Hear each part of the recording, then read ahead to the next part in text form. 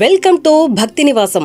నవగ్రహాలలో 7వ వాడైన శనీశ్వరుడు సూర్య భగవానునికి ఛాయాదేవికి కలిగిన కుమారుడని శాస్త్రాలు చెబుతున్నాయి. నిజానికి శని భగవానుడిని మనసారా పూజించి ఆరాధించే భక్తులను కష్టాల నుంచి గట్టెక్కించే కలంకము లేని కరుణామూర్తి శనీశ్వరుడని పండితులు అంటున్నారు.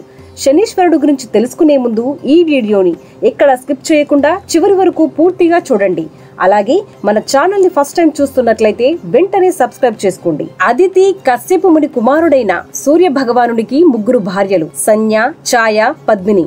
లోకాలన్నింటికీ వెలుగునిచ్చే సూర్యుడు ఫస్ట్ ప్రజాపతి విశ్వకర్మ కూతురు సంజ్ఞ ఉమాదేవిని పెళ్లి చేసుకున్నాడు. పెళ్లైన నుండే సూర్యకాంతిని తేజస్సును భరించలేక చూడలేక విచారముతో ఉన్న ఉమాదేవిని నారదుడు చూసి విషయం తెలుసుకుని ఈశ్వరుని గురించి తపస్సు చేసి శక్తిని పొందమని ఉపాయ మార్గం చెప్పాడు. అప్పటికే తనకి 3 పిల్లలు. మొదటివాడు వైవాస్తవ, రెండవవాడు యముడు, మూడవది కూతురు యమున. నారద సలహా మేరకు ఉమాదేవి తన నీడకు ప్రాణం పోసి ఛాయాదేవిగా సూర్యుని వద్ద పెట్టి పుట్టింటికి వెళ్లిపోయెను.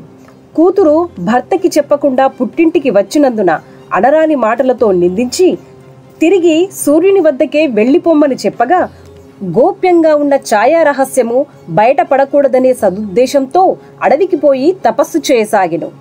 తన అందము యవ్వనము చూసి ఇతరుల బారిన పడకుండా తప్పించుకొనుటకు గుర్రము రూపంలో మారిపోయి ఈశ్వరుని గూర్చి తపస్సు చేయసాగెను. సూర్యునికి ఛాయాదేవికి మను, శని, తపతి జన్మించారు. శని తల్లి గర్భములో ఉండగా ఛాయాదేవి ఈశ్వరునికి ఘోర తపస్సు చేసెను. అప్పుడు ఉపవాస దీక్ష చేయడం వల్ల కడుపులో ఉన్న బిడ్డ నల్లగా మారిపోయాడని, తల్లి తపోశక్తి వల్ల అనేక ఈశ్వర శక్తులు గ్రహించాడని, శని చూపే వినాశకరంగా మారినదని అంటారు. సూర్య తేజస్సు లేని ఈ బిడ్డ తన బిడ్డ కాదని ఛాయని సూర్యుడు అనుమానించి అవమానిస్తాడు. అది విన్న శని తన తండ్రి అయిన సూర్యుణ్ణే నల్లగా మారిపోవాలని, సూర్యగమనం ఆగిపోవాలని, సూర్యరథం నల్ల రంగులోకి మారిపోవాలని శపిస్తాడు. అప్పుడు తన తప్పును తెలుసుకున్న సూర్యుడు ఈశ్వరుణ్ణి వేడుకుంటూ జరిగిన విషయమంతా ఈశ్వరునికి తెలియజేయగా ఈశ్వరుని ఆజ్ఞ మేరకు శని తన శాపాన్ని వెనక్కి తీసుకుని సూర్యుణ్ణి శాప విముక్తి గావించెను. అంతా సుఖంగా ఉన్న శని సూర్యునిపై పగబట్టి ఈశ్వరుణ్ణి తపస్సు చేసి ఎన్నో వరాలు పొందాడు. శని జన్మ నక్షత్రం శని విభావనామ సంవత్సరం మాఘమాసం కృష్ణపక్షం చతుర్దశి నాడు ధనిష్ఠా నక్షత్రమును జన్మించాడని కొందరంటే, మార్గశిర మాసం బహుళ నవమి రోహిణి నక్షత్రాన శివుని ఆశీస్సులతో జన్మించాడని కొందరంటారు. శనీశ్వరుడు కుడి చేతిలో దండము, ఎడమ చేతిలో కమండలము, ఖడ్గము ధరించి ఉంటాడు. శని పెళ్లి లక్ష్మీదేవి సోదరి అయిన జ్యేష్ఠాదేవి శనైశ్వరుడి భార్య.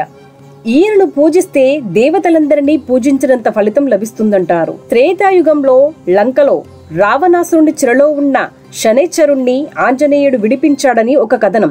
అందుకే హనుమత్ దీక్షలో ఉన్నవారిని, అలాగే నల్లటి వస్త్రాలు ధరించే అయ్యప్ప దీక్ష పరులను ఆయన బాధించడని చెబుతుంటారు. శనీశ్వరుడు మరియు హనుమంతుడు. హనుమంతుడిని పూజించుట వలన శని భగవానుడి యొక్క ఉనికిచే ఏర్పడే ప్రతికూల ప్రభావాల నుండి ఉపశమనాన్ని పొందవచ్చని విశ్వసిస్తారు.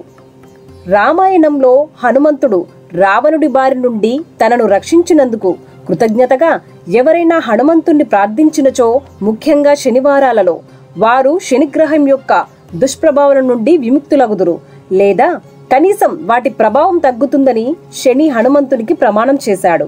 శనీశ్వరుడు శివుడు. పూర్వము కృతయుగంలో కైలాసంలోని పరమశివుణ్ణి దర్శించడానికి వచ్చిన నారదుడు పరమేశ్వరునికి నవగ్రహాలలో శనిగ్రహ ఆధిక్యతను బహువిధాలా చెప్పాడు. నారదుడు చెప్పిన శనిగ్రహం పొగడ్తలు శివునికి నచ్చలేదు. ఆ కారణంగా శని అంతటి శక్తిమంతుడైతే తన ప్రభావాన్ని తనపై చూపి తనను పీడించి శని యొక్క శక్తి సామర్థ్యాలను నిరూపించుకోమని శివుడు అనగా నారదుడు ఆ విషయము శనితో చెప్పెను. పరమశివుని మాటలకు శనికి ఆవేశము, పట్టుదల ప్రేరేపించాయి.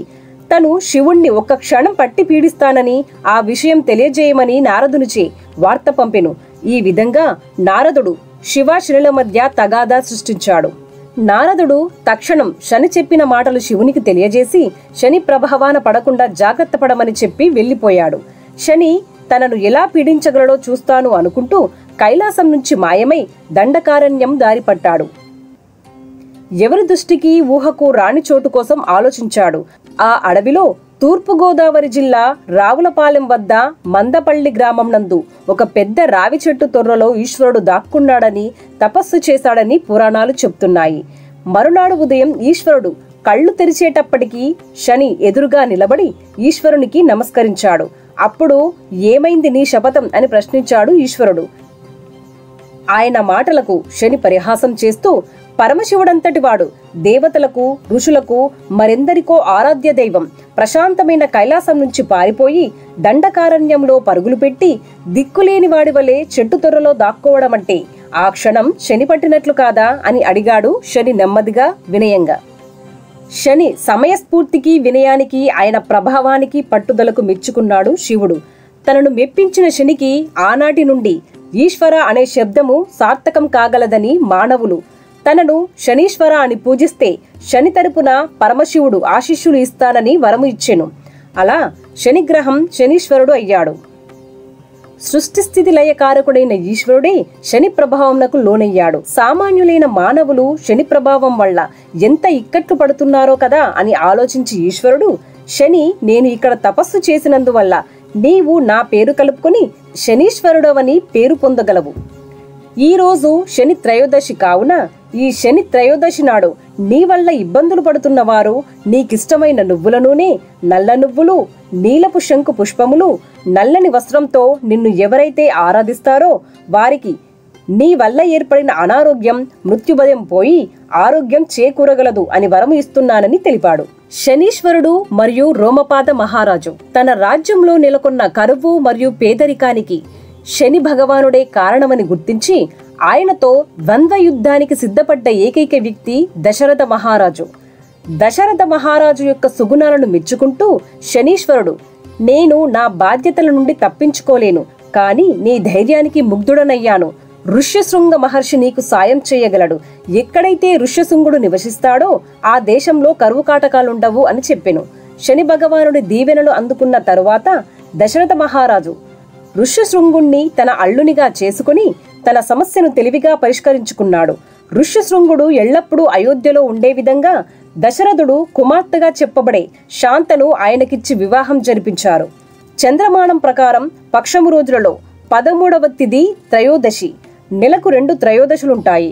సంవత్సరానికి 12 త్రయోదశులు. అధిక మాసమున్న సంవత్సరానికి 14 త్రయోదశులుంటాయి. ఇందులో కొన్ని త్రయోదశులకు హిందువులలో విశిష్టమైన ప్రాధాన్యత ఉంటుంది. ప్రతి మానవుడు, ప్రతి జీవి శని ప్రభావానికి లోనవ్వని వారు అంటూ ఎవరూ ఉండరు. శనికి ఇష్టమైన రోజు శనివారం. ఏ త్రయోదశి అయితే శనివారంతో కూడి ఉంటుందో ఆ రోజు శనిగ్రహాన్ని శనీశ్వరుడుగా సంబోధించి పరమశివుడు వరమిచ్చాడు. అంతేకాకుండా ప్రదోషకాలంలో ఈశ్వరుని ఆలయంలో జరిగే అభిషేకాలను దర్శించే వారికి సకల సంపదలు చేకూరుతాయని విశ్వాసం. ముఖ్యంగా ఈశ్వరునికి జరిగే అభిషేకంతో పాటు నందీశ్వరునికి జరిగే అభిషేకాన్ని వీక్షించే భక్తులకు పుణ్యఫలం సిద్ధిస్తుందని నమ్మకం. అందుచేత శుక్రవారం వచ్చే ప్రదోషకాలంలో శుచిగా స్నానమాచరించి ఉపవాసముండి పరమేశ్వరుణ్ణి దర్శించుకునే వారికి ఈతి బాధలు తొలగిపోతాయని విశ్వాసం. ఈ రోజున పరమేశ్వరునికి అభిషేకం చేయిస్తే అష్టైశ్వర్యాలు సిద్ధిస్తాయని పండితులు చెబుతున్నారు. ఈ వీడియో గనుక మీకు నచ్చినట్లయితే లైక్ చేయండి. అలాగే కొత్త వీడియోస్ మీకు వెంటనే చేరాలంటే మా ఛానల్ ని సబ్స్క్రైబ్ చేసుకొని పక్కనే ఉన్న బెల్ ఐకాన్ ని ప్రెస్ చేయండి. Thanks for watching.